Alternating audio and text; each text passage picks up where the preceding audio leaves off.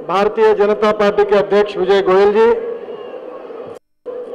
मंच पर उपस्थित सभी आदरणीय नेतागण और झुग्गी झोपड़ी में से रहने वाले हमारे सब उपस्थित भाई और बहनों, हमारे यूपीए सरकार ने सबसे बड़ी गलती की है तो आज झुग्गी झोपड़ी रहने वाले लोग स्वाभिमान से जी नहीं सकते। खाने के लिए नहीं है, शरीर पर कपड़ा नहीं है और रहने के लिए मकान नहीं है। यही गरीबों की हालत है। महंगाई आसमान पर जाकर पहुंची है।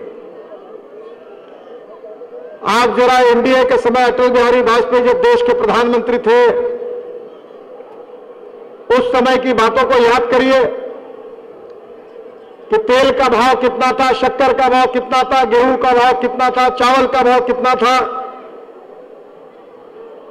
और सोनिया गांधी जब चुनाव में जनता के सामने जा रहे थे तो गरीबों को कह रही थी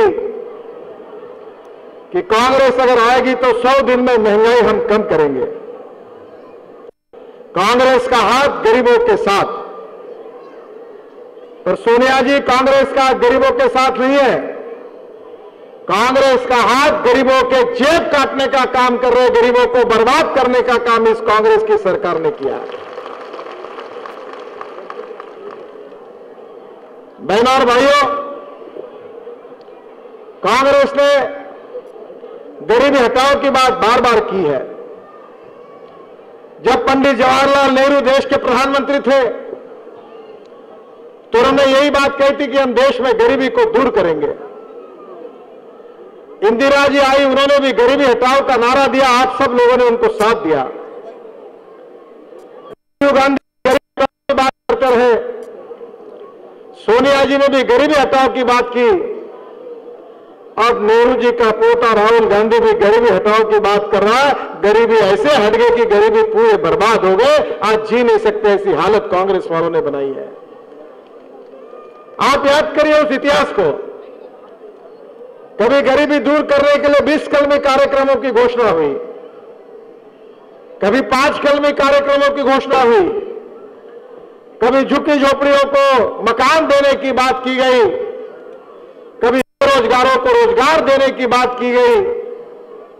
गरीबों को बार बार बड़े बड़े नारों से आश्वासन दिया गया, पर इस देश के इतिहास में झुग्गी झोपड़ी में रहने वाले गरीब लोगों से अगर बेईमानी और विश्वासघात किसी पार्टी ने किया तो उस पार्टी का नाम कांग्रेस पार्टी, जिसने गरीबों को लूटा है।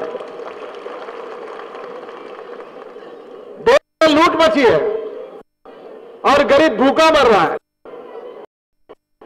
जलोटा गाना है, राम नाम की लूट मची है, लूट सके तो लूट।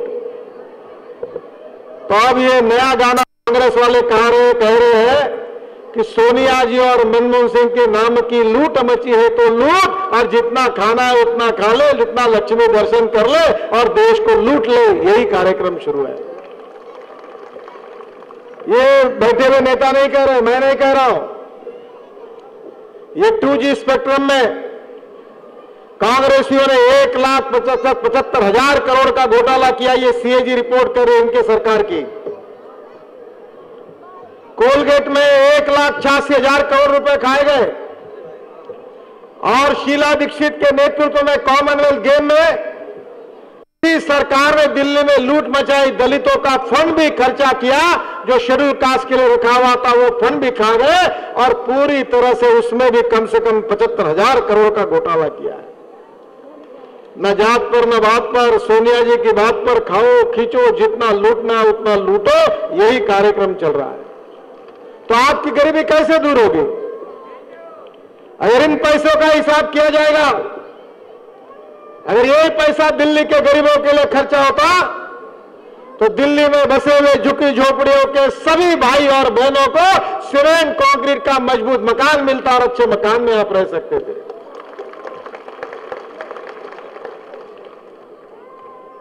बहनों और भाइयों, इस भ्रष्टाचार ने देश को लूटा है, महंगाई ने गरीबों को लूटा है, बेरोजगारों की संख्या बढ़ रही है, उद्योग बंद पड़ रहे हैं और देश की आर्थिक हालत खस्ता बनी हुई है। आपको पता होगा कि जब देश को स्वाधीनता मिली तो $1 में ₹1 मिलता था, पर कांग्रेसियों ने ऐसे देश के साथ गद्दारी की, बेईमानी की कि $1 की कीमत ₹61 हो गई। पूरे डॉलर, पूरी अर्थशास्त्र, पूरी इकोनॉमी बर्बाद कर दी। आज देश में नए उद्योग नहीं खुल रहे हैं।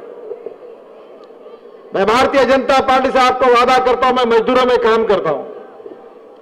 मैं आज भी 1 लाख से ज्यादा मजदूर का अध्यक्ष हूं और मजदूरों के लिए मैंने मकान भी बनाए। केवल 400 स्क्वायर फीट से कॉस्ट कंस्ट्रक्शन को लेकर 1000 मकान मैंने बनाए। के लिए सब कुछ हो सकता है, आपको मकान मिल सकता है।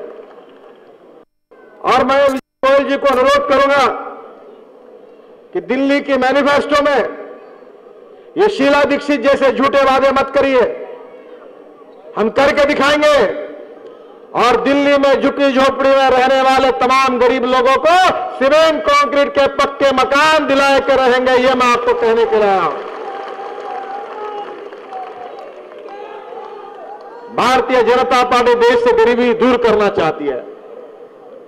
पंडित दीनदयाल उपाध्याय जिनके विचारों के आधार पर हम चलते हैं, उन्होंने अपने विचारों में अंत्योदय का विचार दिया है, जो भारतीय जनता पार्टी का सामाजिक आर्थिक चिंतन है।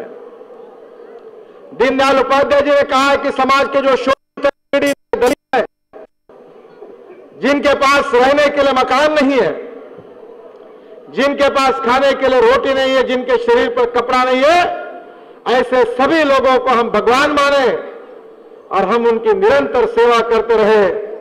और जिस दिन उन लोगों को रोटी, कपड़ा और मकान मिलेगा, उसी दिन हमारा कार्य पूरा होगा। यही भारतीय जनता पार्टी का विचार है। बहनों और भाइयों, हम गरीबी दूर करना चाहते हैं। गरीबी दूर हो सकती है। हर खेत को पानी मिलेगा, हर हाथ को काम मिलेगा, हर गरीब को मकान मिलेगा और आपको जीने के लिए रोटी मिलेगी, तो इस देश की गरीबी दूर हो सकती है। मनमोहन सिंह जी की कांग्रेस सरकार ने कहा है कि दिल्ली जैसे शहरों में जो गरीब बसे हुए हैं, जिनकी रोज की आमदनी ₹32 से ज्यादा यानी ₹33 प्रतिदिन है, वो धनवान है, धनवान। आप बैठे हुए इतने लोग मुझे बताइए कि ₹999 अगर महीने में आमदनी मिलेगी, तो ये सोनिया जी और मनमोहन सिंह जी की सरकार कहती है कि आप धनवान बन गए, तो क्या ₹999 में आप दिल्ली में धनवान करके जीवन जी सकते हो? बहने बताओ, जी सकते हो? तो लोगों से झूठ क्यों बोला जा रहा है? गरीबों के साथ बेईमानी क्यों की जा रही है? गरीबों के साथ विश्वासघात क्यों किया जा रहा है? भारतीय जनता पार्टी का विचार यही है कि हम गरीबों की पार्टी है। गांव, गरीब, मजदूर, किसान का भविष्य बदलना, यही भारतीय जनता पार्टी का विचार है और यही हमारा संकल्प है। बहुत सी बातें हैं कि छोटे छोटे लोग काम करते हैं, स्किल्ड है, अनस्किल्ड है, सेमी स्किल्ड है। मैंने सुना कि जो सिक्योरिटी गार्ड से 8 लाख दिल्ली में काम करते हैं, वो अनस्किल्ड करके काम करते हैं। विजय जी हमारे मैनिफेस्टो में एक छोटी सी बात डाल दी, जो स्किल्ड, अनस्किल्ड और सेमी स्किल्ड, इसके बारे में जो वेजेस है महंगाई के आधार पर अगर हमने बढ़ा दिए, तो आज दिल्ली के गरीबों को करोड़ों रुपए का फायदा होगा और यह काम भारतीय जनता पार्टी करेगी। मैं विश्वास देना चाहता हूं कि भारतीय जनता पार्टी गरीबों का कल्याण करना चाहती है। गुजरात में नरेंद्र मोदी की सरकार ने गुजरात की गरीबी दूर की। गुजरात का गरीब स्वाभिमान से जी रहा है, क्योंकि वहां का विकास दर 11.5% है। मध्य प्रदेश में विकास का दर 11.5% है। मध्य प्रदेश में कृषि विकास का दर 18.5% है और गुजरात में कृषि विकास का दर 11.25% है और देश में विकास का दर 4.5% है। पूरे देश का सत्यानाश किया है कांग्रेसियों ने। कांग्रेस पार्टी विकास नहीं कर सकती। अटल बिहारी वाजपेयी की एनडीए सरकार में आपकी हालत क्या थी?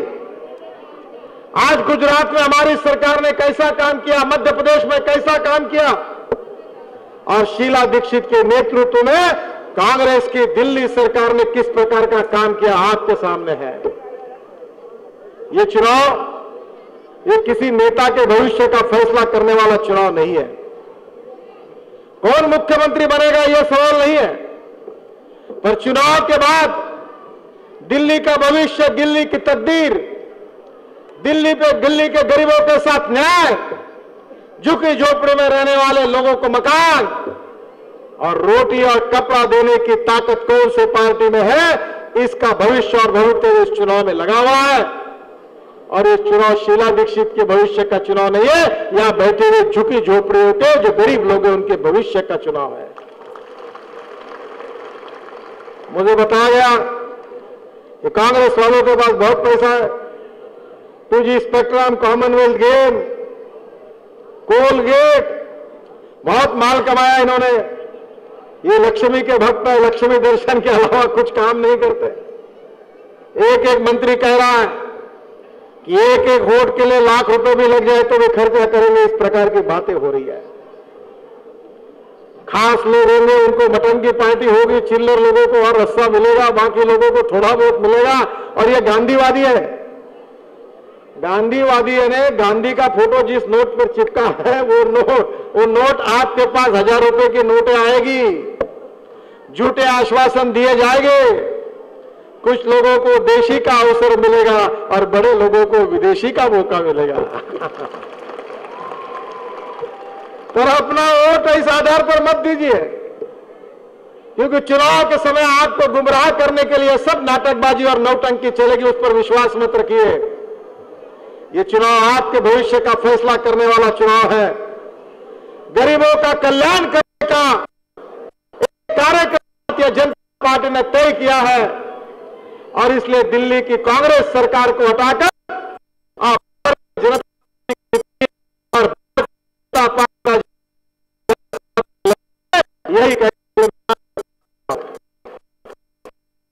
यही वाजपेयी कहा कि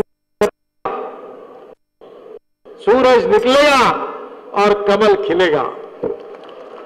अब दिल्ली में बहुत दिन हुए, 14 साल से वनवास है, राम से भी ज्यादा वनवास हुआ। अब ये रावणों का राज्य समाप्त करिए, राम राज्य की स्थापना करिए, परिवर्तन करिए और दिल्ली में भारतीय जनता पार्टी को जिताइए। यही कहने के लिए मैं आपके पास आया हूं। पूरी ताकत के साथ आप काम में जुट जाइए, यही आह्वान करता हूं। धन्यवाद, नमस्कार।